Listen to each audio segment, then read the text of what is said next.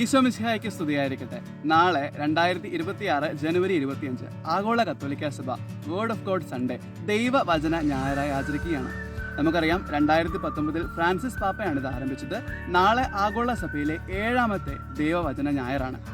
വചനത്തിൻ്റെ ഈ ഞായറാഴ്ച വചനത്തെ ആദരിക്കാൻ, വചനം പഠിക്കാൻ, വചനം പ്രാർത്ഥിക്കാൻ സഭ നമുക്ക് തരുന്ന ഈ ഒരു ഞായറാഴ്ച നമ്മുടെ ജീവിതത്തെ മുഴുവൻ മാറ്റിമറിക്കുന്ന, ഏതാനും സെക്കൻഡുകൾ കൊണ്ട് ഒരുപാട് അനുഗ്രഹങ്ങൾ നമ്മുടെ ജീവിതത്തിൽ കൊണ്ടുവരുന്ന ഒരു ആത്മീയ ശീലം നിങ്ങളെ പരിചയപ്പെടുത്താൻ ആഗ്രഹിക്കുകയാണ്. അത് മറ്റൊന്നുമല്ല, visit to the word of God അഥവാ ദൈവവചന സന്ദർശനം. അപ്പോൾ എന്താണ് ദൈവവചന സന്ദർശനം എന്നായിരിക്കും നമ്മൾ ചിന്തിക്കുന്നത്. Visit to the blessed sacrament, ദിവ്യകാരുണ്യ സന്ദർശനം, അല്ലെങ്കിൽ നമ്മൾ വിസീത്ത എന്നൊക്കെ പറയുന്നത് എന്താണെന്ന് നമുക്കറിയാം അല്ലേ.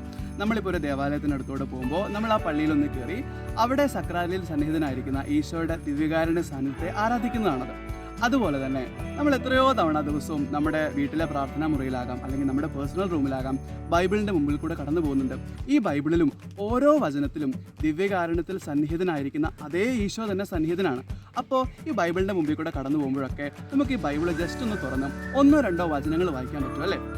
അപ്പോഴും ദിവ്യകാരുണ്യത്തിൽ സന്നിഹിതനായിരിക്കുന്ന അതേ ഈശോയെ നമ്മൾ വചനത്തിൽ ആരാധിക്കുകയും ആദരിക്കുകയാണ് ചെയ്യുന്നത്.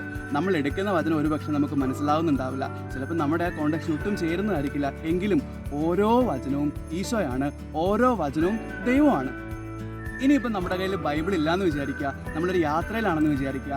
യാത്രയിലും ബൈബിൾ കൊണ്ടുപോകാൻ പറ്റുവാണെങ്കിൽ അത് വലിയ അനുഗ്രഹം. ഇനി ബൈബിൾ കയ്യിലില്ലാത്തൊരു സാഹചര്യത്തിലാണെങ്കിൽ നമ്മുടെ കയ്യിൽ ഫോൺ ഉണ്ടല്ലോ, ഫോണിൽ ബൈബിൾ ആപ്പ് ഉണ്ടാവുമല്ലോ. ഡൗൺലോഡ് ചെയ്തിട്ടില്ലാത്തവർ ഇന്ന് തന്നെ ഡൗൺലോഡ് ചെയ്യണം. നമ്മൾ 100 തവണ ഇൻസ്റ്റഗ്രാമും വാട്സപ്പും തുറക്കാൻ വേണ്ടി ഫോൺ എടുക്കുന്നതിൻ്റെ കൂടെ ഒരു തവണ ഈ ബൈബിൾ ഒന്ന് തുറന്ന് 1-2 വചനങ്ങൾ വായിച്ചടച്ചു വെച്ചാൽ അതും visit to the word of God ആണ്, ദൈവവചന സന്ദർശനമാണ്.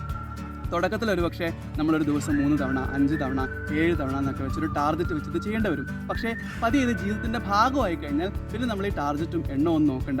ദിവസത്തിൽ പലതവണ ദൈവവചനം സന്ദർശിച്ച് ഈശോയെ ആരാധിക്കുക, ഈശോയെ നമ്മുടെ ജീവിതത്തിൻ്റെ കൂടെ കൂടുതൽ ചേർത്ത് പിടിക്കുക എന്നുള്ളത് നമ്മുടെ ജീവിതത്തിൻ്റെ ശീലമായിട്ട് മാറും. അപ്പോൾ ഞാൻ പറഞ്ഞതുപോലെ ഏതാനും സെക്കൻഡുകൾ കൊണ്ട് നമുക്ക് ഡെയിലി പ്രാക്ടീസ് ചെയ്യാവുന്ന ഒരു ആത്മീയ ശീലമാണിത്. പക്ഷേ ഈ ഏതാനും സെക്കൻഡുകൾ നമ്മുടെ ജീവിതത്തിൽ നമുക്ക് ചിന്തിക്കാൻ പറ്റാത്തത്ര അനുഗ്രഹങ്ങൾ കൊണ്ടുവരും. കാരണം വചനം ഈശോയാണ്, വചനം ദൈവമാണ്. നമ്മൾ ദിവസത്തിൽ പലതവണ നമ്മുടെ ഫോൺ എടുത്ത് നോക്കുന്നത് ഫോൺ നമ്മുടെ ഒരു പ്രയോറിറ്റി ആയതുകൊണ്ടാണ് അല്ലേ. നമ്മൾ ദിവസത്തിൽ പലതവണ ദൈവവചനം സന്ദർശിക്കുമ്പോൾ അതിൻ്റെ അർത്ഥം ദൈവവചനം നമുക്കൊരു പ്രയോറിറ്റി ആയി എന്നാണ്.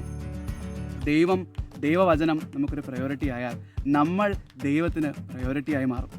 അങ്ങനെ ആയിക്കഴിഞ്ഞാൽ പിന്നെ നമ്മുടെ ജീവിതത്തിലുണ്ടാകുന്ന അനുഗ്രഹങ്ങൾ നമുക്ക് ചിന്തിക്കാവുന്നതിനും താങ്ങാവുന്നതിനും ഒക്കെ അപ്പുറത്തായിരിക്കും. കാരണം സുഭാഷിതങ്ങൾ 16:20 പറയുന്നു, ദൈവവചനത്തെ ആദരിക്കുന്നവൻ ഉത്കർഷം നേടും. അപ്പോൾ ഈ ഒരു ശീലം, visit to the word of God, ദൈവവചന സന്ദർശനം നമുക്ക് നാളെ മുതലല്ല ഇന്ന് മുതൽ, പറ്റുമെങ്കിൽ ഇപ്പോൾ മുതൽ ആരംഭിക്കാം. ഈ വീഡിയോ കഴിഞ്ഞ പാടെ നമ്മുടെ ഫോണിൽ ബൈബിൾ ആപ്പ് ഉണ്ടാവുമല്ലോ, ഇപ്പോൾ തന്നെ നമുക്ക് ഈ ഒരു ശീലം ആരംഭിക്കാം. ദൈവവചനമായ സത്യദൈവമായ ഈശോ നിങ്ങളെ അനുഗ്രഹിക്കട്ടെ. ആമേൻ.